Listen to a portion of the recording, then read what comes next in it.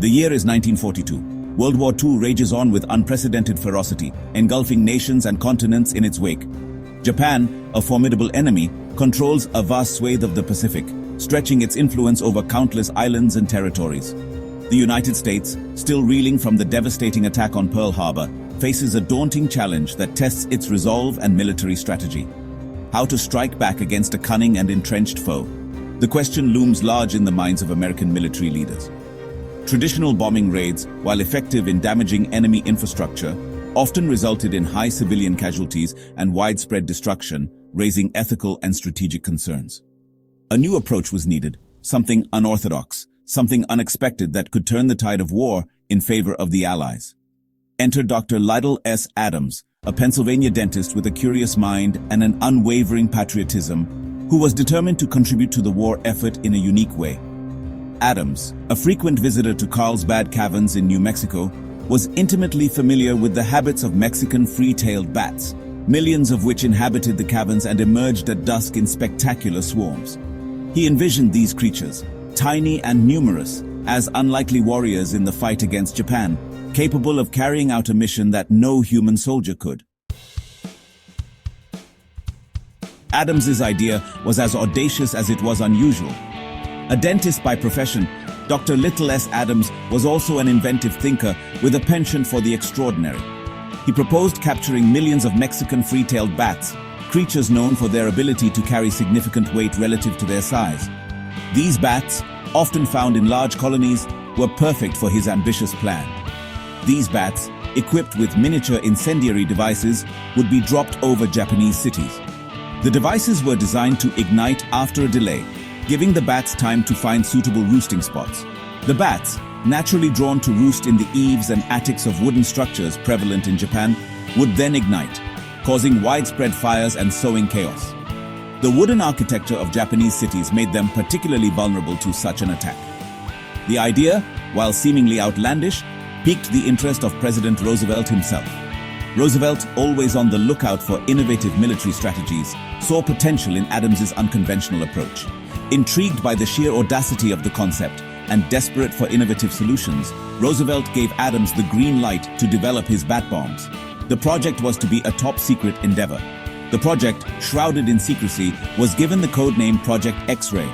Despite its bizarre nature, it represented a unique blend of biology and warfare, showcasing the lengths to which wartime innovation could stretch. The challenges of turning Adams's vision into reality were immense. The first hurdle was capturing millions of bats. Teams of soldiers and volunteers fanned out across the southwestern United States, armed with nets and cages, to capture the elusive creatures. The captured bats were then transported to a secret facility where the real work began. Each bat was fitted with a tiny, timed incendiary device. These devices, weighing less than an ounce, were designed to ignite after a predetermined delay, ensuring that the bats had ample time to disperse and roost before setting fires. The bats, surprisingly docile once captured, adapted well to their new explosive cargo. Section 4. Trials and Errors. With the bats armed and ready, the next step was testing. Initial trials were promising, with the bats successfully igniting controlled fires in mock-up Japanese villages. However, the project was not without its hiccups. The bats, unpredictable by nature, sometimes went rogue, igniting fires in unintended areas. One memorable incident involved a test at an airbase in Carlsbad, New Mexico. A number of bats escaped their confines and proceeded to roost under the fuel tanks of several parked aircraft. The resulting fire caused significant damage, proving that while the bat bomb concept held potential, it was also fraught with risk. Section 5. The end of the bat bomb. Despite these setbacks, Project X-Ray continued for several months, consuming millions of dollars and countless man-hours. The scientists and military personnel involved were dedicated to making this unconventional weapon a reality, driven by the urgency of the war and the need for innovative solutions. However, as the war progressed, other more conventional weapon systems, such as the atomic bomb, began to overshadow the bat bomb. The focus shifted to these more promising technologies, which seemed to offer a quicker path to victory. In 1944, the project was abruptly cancelled, deemed too unpredictable and ultimately unnecessary.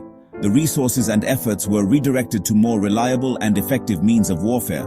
While the bat bomb never saw action in World War II, it remains a testament to the innovative, if sometimes eccentric thinking that characterized the war effort. The project highlighted the lengths to which nations would go in their quest for an edge in the conflict. The project, a product of desperation and ingenuity, serves as a reminder that even the most outlandish ideas can hold unforeseen potential.